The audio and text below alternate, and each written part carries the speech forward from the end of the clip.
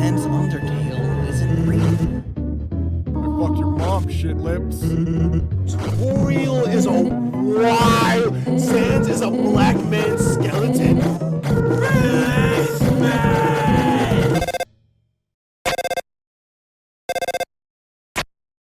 Rise and shine. Mixed dreamer. Rise and shine.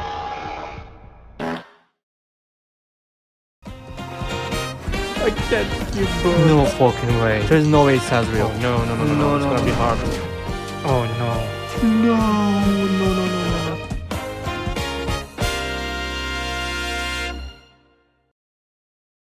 It's been 1 year since chapter 3 and 4 came out, and I still remember how people managed to crash Steam only to buy Deltarune. It was awesome. People were thirsty for new and better content, and they exactly received what they want, including me. And after a whole year with countless amount of theories, fanarts, and whatever this is, we all finally be able to play Deltarune chapter 5, and it's really impressed me a lot. For the best moments, please don't refer yours as mommy. Why not? And the worst moments. That was close. Also, I uploaded both rounds on my channel, feel free to watch them. Spoiler alert, if you haven't finished the chapter 5 yet, go play it right now, because the things I'm gonna talk about will be very interesting. Also, don't forget to subscribe and join to my channel, it means a lot for me. Wake up! Wake up! Wake up! Chapter 5 immediately starts in Kris's room after the events of your mom befriended with a certain skeleton. Toriel is a wild goat! Except this time, we don't see Kris. Oh, never mind, they're climbing back. Also, this time, their skin color looks changed to green. They gonna act like a zombie. Holy shit, it's actually becoming like a zombie. Now we have a strong evidence that Kris really can't live without, so similar to purple guy from FNAF series. We go downstairs and see Toriel sleeping like a puppy on her couch, probably get tired of being boned by sex. She asks us to make some toast for her, and so we do. Then she asks a question. How did you sleep last night, honey? Fine and dandy, terrible. Apparently, Kris didn't like her mother dancing with a stranger in their own house, which is I agree with them. You son of a bitch! Anyways, we finally go outside. It should probably be like 6 AM, which explains why Kris feels like a zombie, because they never slept properly. And we see a familiar face in the streets. Asgore gives some information about him and Toriel's backstory. And also we learned that he's still trying to get his old job back. If you don't know what is old job, well, he was a police officer according to the police station. And yeah, you can guess how he lost his job. Since everyone were busy to prepare festival, the game just directs us to the main dark world. It just feels weird to go Castle Town without Suzy, but we'll be out there soon. I tried to interact with every single NPC in the Castle Town, and there are a few changes, such as these guys want me to kick my ass. Except Starwalker, of course, is just chill with us. Rules card is in change of recruits, there's a new church from chapter 4 Dark World, and oh my god, I did not expect the task manager dressed like a nun praying to god. I guess you regret from all this BDSM stuff and wants redemption. Lanino and Elena hanging around with their child Starwalker in the dojo cafe, and we listen to these guys beefing with each other. And we see Sean once again, but this time he's pretty excited for all those shadow crystal stuff, and gives information about it, and speaks in a very similar tone I heard before. Also, these three mics just hanging out, so there's nothing much. And we finally entered the castle, and surprisingly, Suzy was already here before we coming here. They were taking some measurements, because Lancer forcing us to design an outfit for Suzy, kinda similar how we forced to design a machine all back in chapter 1. I wanted her to look cool as fuck as this Japanese homeless person. Lancer exposes what we were doing for her and makes that goddamn face again. Queen on the other hand sees the design and immediately starts to print.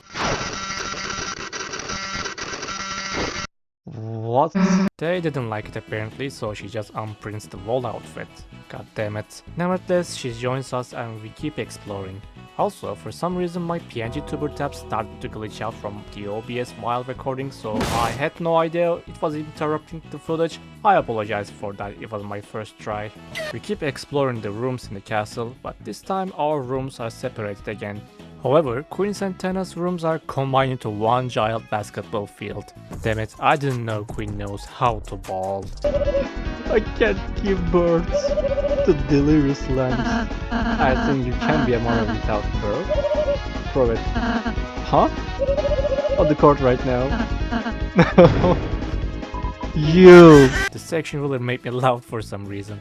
Also, we finally see a better look at Ralsei's room. I swear, his room looks adorable, just like he feels like a normal being. I love you so much, Fluffy boy. I love him so much that he still keeps his horse costume in the closet. Also, I missed one scene that Ralsei dressed like a princess. God damn, I wish I could see that. But after spending a lot of time at the castle town, it's time to go back to surface. Oh yeah, Susie's outfit turns into a trash in the middle of way. Then we meet someone really unexpected.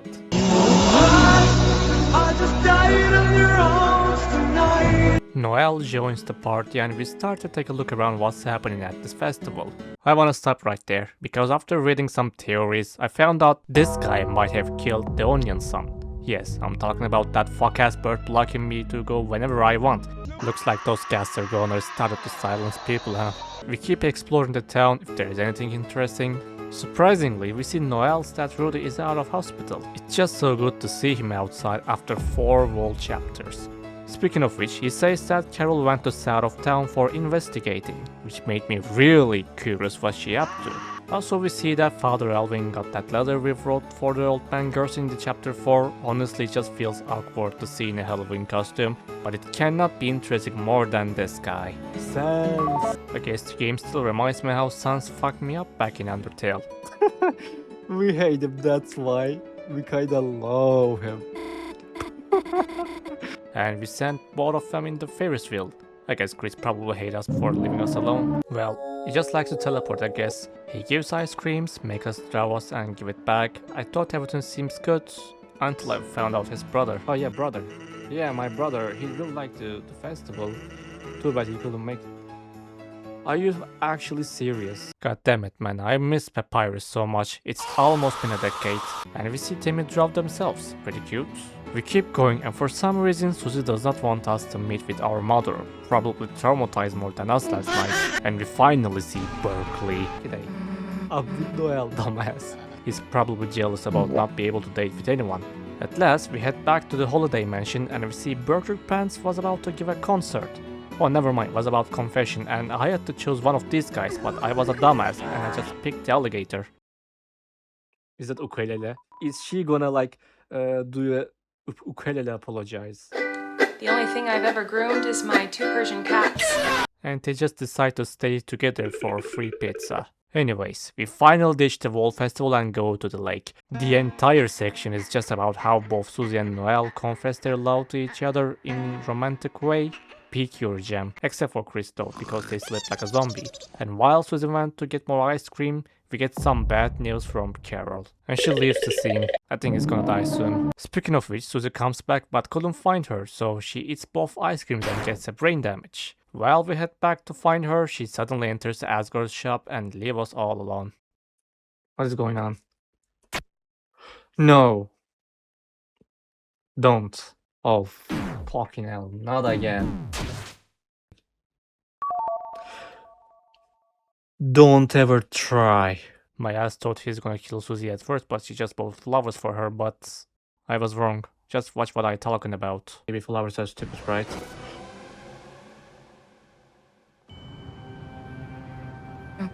No fucking way. Kris, you slick. They literally sneak out to their own dad's shop and created a dark fountain right next to both Susie and Asgore. Well, I guess we'll look out on Noelle and her father later. Let's step into why the fuck this useless vessel made this fountain again.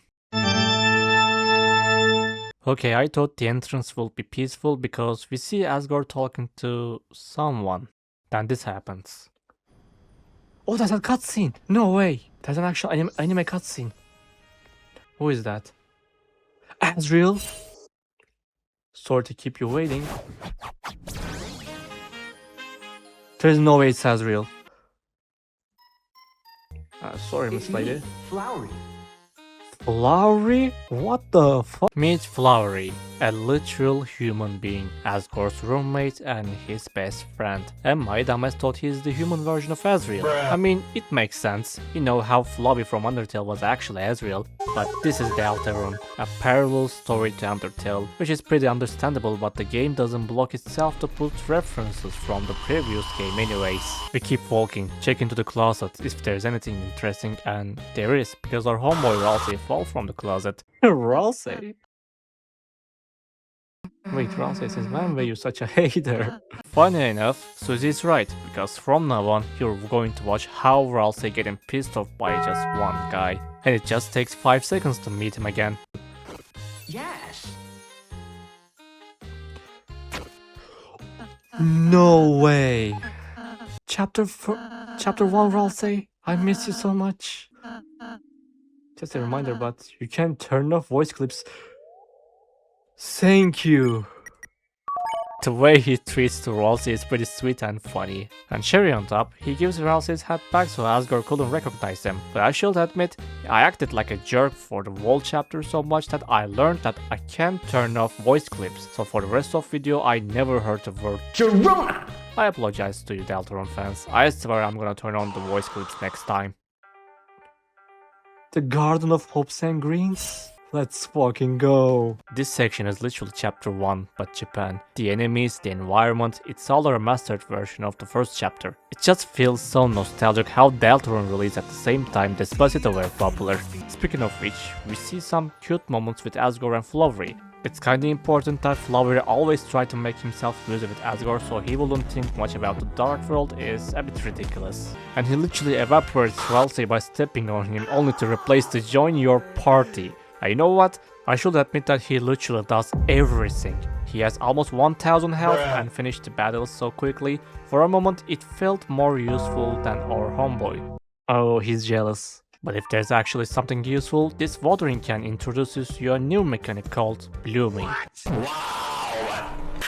Also another cherry on top, you can also run faster between two places. Whoa, what is this? No way.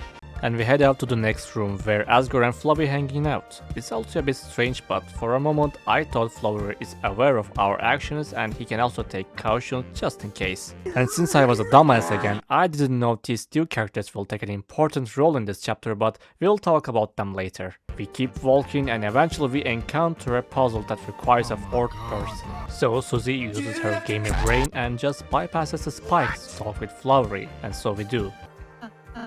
Wait, why did you tell her about voice clips? And why we were doing it then after Kris turned them off? Surely she get to decide if she wants to hear them?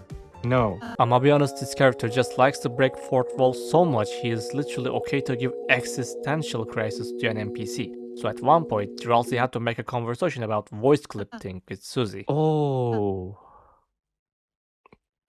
No, Suzy, I won't avoid the truth anymore. Listen, interesting coming.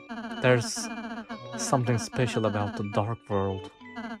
Next time you fight the enemy, if you close your eyes hard and look carefully past the edge of your peripsy, you'll recognize it. Another layer. One normally seen only in your subconscious. Something that looks like symbols. That is... Oh, that stuff? Yeah, I know about that. You do? What are you drinking? They're eating my flesh. Yeah, I told you, this flower man just fucking with us, but he still makes some sick bombs though. There's no way. But for some reason he forces us to leave this world and let Asgore happy. Dark Fountain. Very... Every single time I hear about this, it just reminds me of Gaster again. Well, I guess this is it. He wants to show something about Dark World, but the problem is we can't climb there. I swear to God, it took a while to solve this puzzle because all I did was going back and forth to understand what should I do. Luckily, I found it myself. All I did was watering the ground, I guess. Stupid. We keep walking to only encounter 2 people talking about a feather. I guess this should be pretty important. We finally encountered a blue child. Kinda adorable how it looks like Chris's sister. Then I had a realization. Play. Wait a second, is this the resample of human souls like that one in Undertale? I get it now.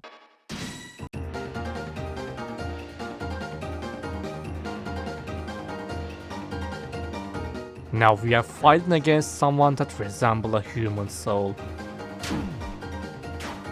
Oh no, it's gonna be hard. That was a great shock for me, and it was a bit difficult to dodge her knives. That little shit almost killed me, but I still haven't seen nothing yet. Just watch my reaction to her special attack. Oh. It's that attack. It's actual attack. I will have to be extremely careful. I was quite shocked how Toby literally reused that Omega Flavy attack to just remind me that there are parallels between both games. Now I wanted to continue this journey more than ever, so we keep going and we get that feather she mentioned before. We got the Petal Feeder. What? No way.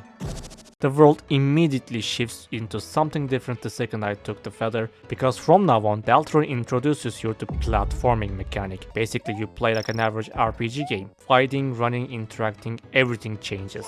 And it all can be activated and deactivated by this device. Changing the world mechanic itself to bend your will is so cool, man. The only bad thing about this mechanic is it limits your access to config menu, so if you wanna change your settings or wanna eat something because on low health, you have to find a closet that interacts with your soul. Sometimes it's a bit annoying, but totally fair change. And with that new gameplay system, we can finally ascend to the top side. But guess what happens? Flowery just flies Asgore back to the main castle. With that just happened, our journey to save Asgore finally begins. Oh, the platforming. Woohoo! Hell yeah. Speaking of which, we finally see those humans again, but this time we'll learn that their names are based on colors. It means her name is Aqua, and her name is Seth. Oh, wrong, I'm blue. No, there's already blue, remember? Okay, so they actually resemble human souls. That means the one we saw before was probably yellow, and this one's called green. It's interesting to realize that we already seen half of these characters, and we still have 3 more to go. And so we keep going. That gameplay mechanic really brought life to this game, like, just look at how cool it is. Meanwhile, we also fight with Seth as well, combining a cross-bullet pattern. It's a nice touch. After that, we stopped to buy some stuff from the shop. The first several notes kinda reminded me of Spamton's shop.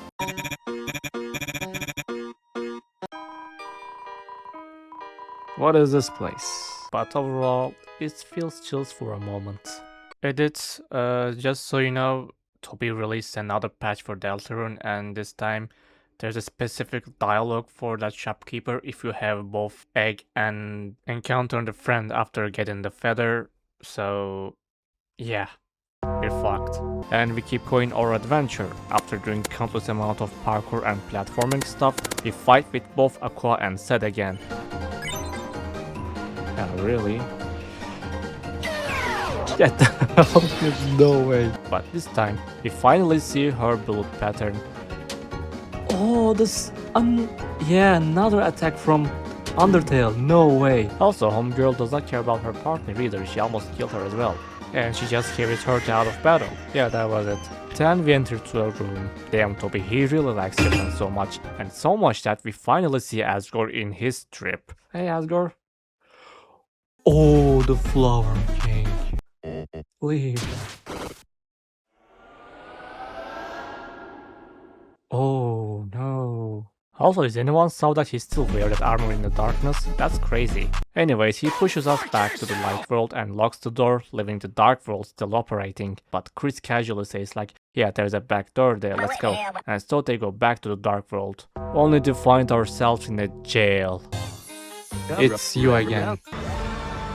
Well, there's nothing we can do except eating moss, at least Kris likes that. Then, suddenly Aqua also appears in the jail, and we manipulate her to get us out there. Not just that, she also jails her partner.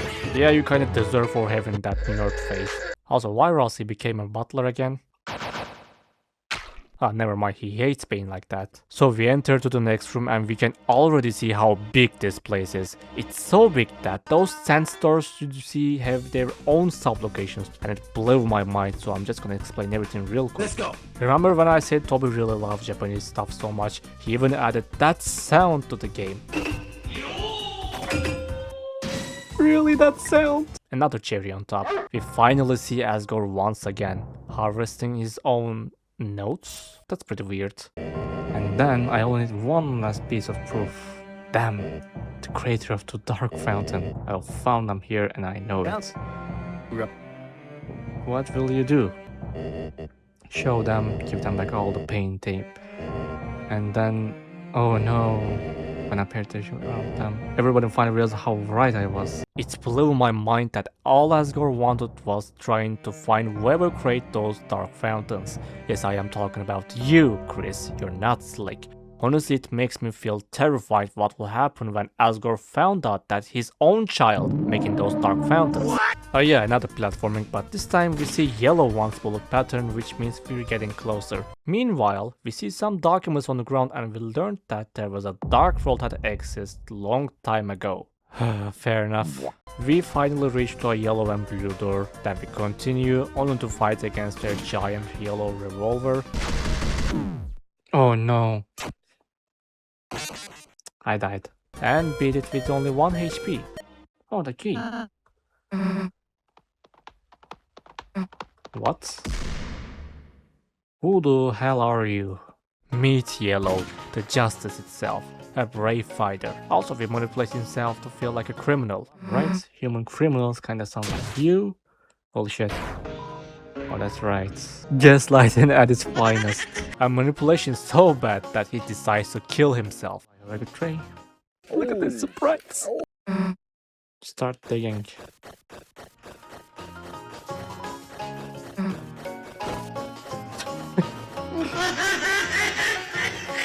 Also, I somehow survived from not dying to these flowers. I'm proud of myself, but not proud enough to still cheer him up, I guess, because look at this guy, he really hates himself. But since he's out of our sight, we finally meet with another flower. Meet Blue, possibly the most chilliest guy I ever seen. Honestly, seeing a man dancing like a ballerine feels off, but I should admit, he's looking handsome. Also, I really like his butterfly surprise too. The only problem is he doesn't know what happened to Yellow yet. Where's Yellow? We don't know. A few moments later. No.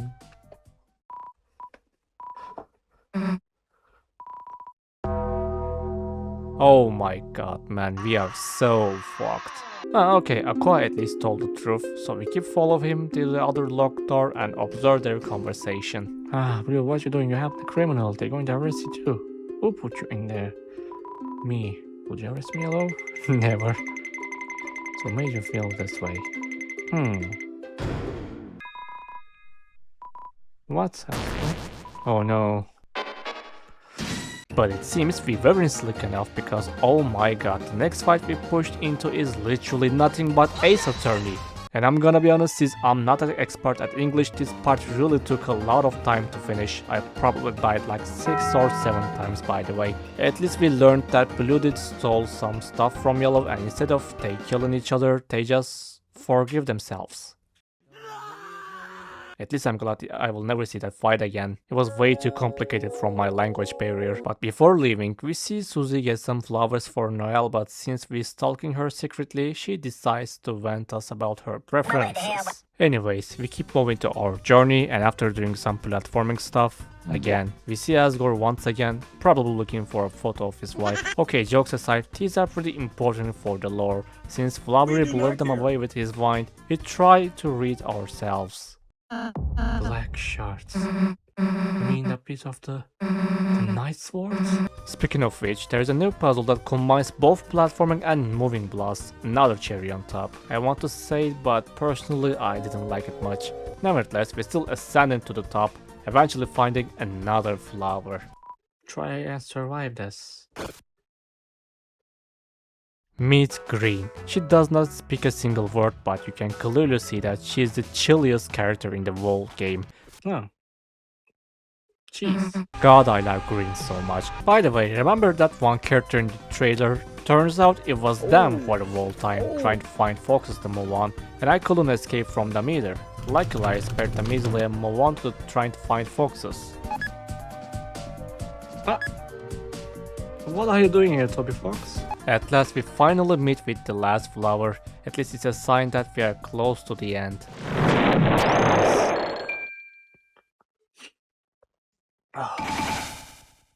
Meet Orange. They're just a small mouse with powerful punches. Not really, to be honest. Ralsei makes fun of them so much for the whole game, but once they ask help from Green, oh my god, maybe I was wrong about them. Because they hit like a one-punch guy, I should admit that. At least Green helps us, as long as we get along with them. You're still the goat, Green. But Ralsei still makes fun of them for being a mouse, and it really makes them mad. And I almost died to them because Ralsei couldn't keep his mouth shut. Not with walk of you, Ralsei. Nevertheless, we still keep moving. Just a bit, because we see Ralsei still argue with Flower again. Like, come on dude, give him a break I guess.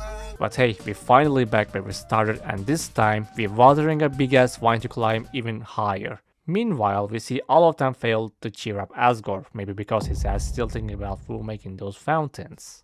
We give one last gesture before things getting started and move on to the next room. This section really makes me focus on the gameplay even more since it has a banger soundtrack and an actual fun room design. I personally enjoyed the platforming part most at this room, jumping over and trying to avoid bullets made me really stimulated.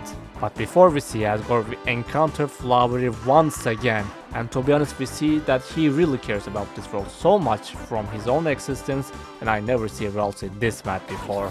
Honestly, it's not the first time Ralsei actually stops for a moment, and you know what?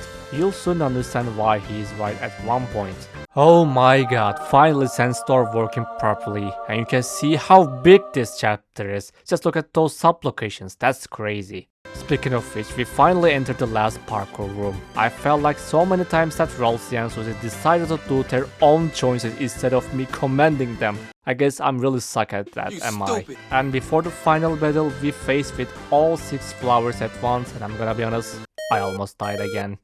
I'm gonna die.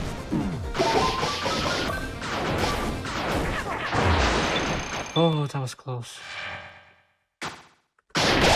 Oh, thank you. I fucking love you, Green Light. I swear to god, you're the Giga Chat. And we finally entered the last room. Before the final boss fight, Flowery explains that they only exist so Asgore could propose them the tutorial as an apology. Since he has no one to care about, he only cared his flowers, but since we interrupt everything he did, he combines all NPC's power to face with the last final battle.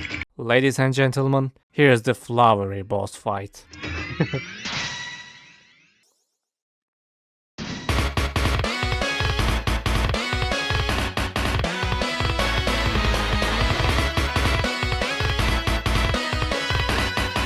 We'll use the power of friendship.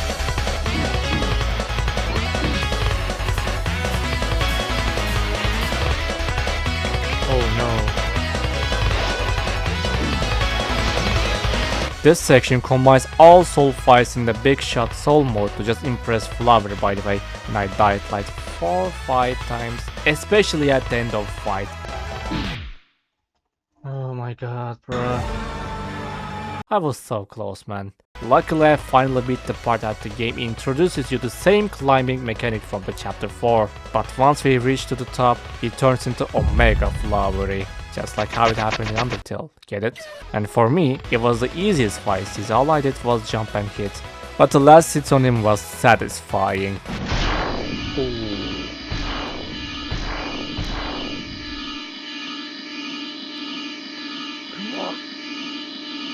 There we go. Stand the fuck up, Kris, it's not right time. Eventually Asgore finds us on the ground and immediately helping us, and gives an explanation why he obsessed with the Dark World. Kris, ever since that horrible day, I will blame myself for what happened. All I ever wanted was the problem wasn't my fault. To make sure that it will never happen again. That is all because of this. You know what, I'm still glad Asgore doesn't know Kris working with the Knight, otherwise they would be dead as hell. Before leaving this world, all 6 humans takes us for watching their dreams and turns into regular flowers. Thanks for watching my dream. I'm gonna miss them so much, and once we try to seal the fountain, this happens.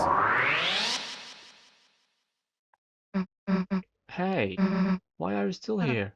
No. Someone just made a second sound. No.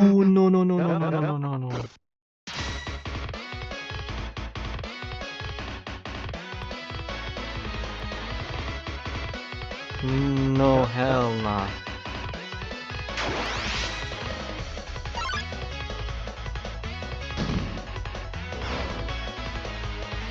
Holy shit. What? Making so soon? We'll be controlling him. Take this.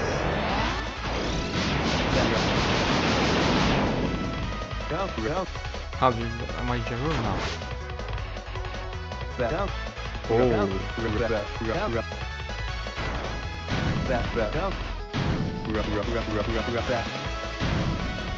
Clover stream.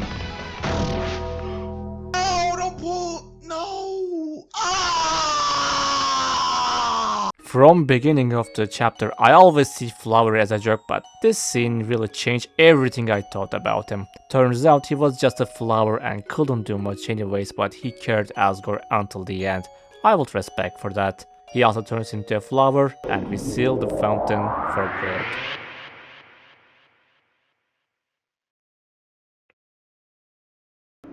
Oh no. Holy shit. Once Suzy went to find some stuff for flowers, we see that there's a shelter coat inside the soil, and as you can guess, Kris wanted to tear it apart, but Suzy saw the coat before they could rip that paper. I'm so scared for the next chapter. Yeah, I should explain. Before we saw the first fountain, Flower talked to me and told me that Asgore used to be police chief. I still had this shelter coat buried in flower soil. We finally step outside. The festival was already over. She asks us to go back her home together and we accept it. We follow her to the school. Before going inside, she says both should seek help from other people and step inside the closet. It's the end! Holy shit, man. I was playing this game for like maybe 5 hours. My mind really cannot comprehend everything that just happened. I'm joking though, you can still watch after credit scenes. Turns out she was living inside our Dark World and she wants to bring Noelle as well. And Kris leaves the scene, totally feeling devastated.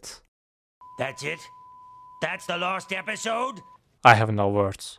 Psych, I have lots of words actually. Let's talk about what we can predict for the next chapter.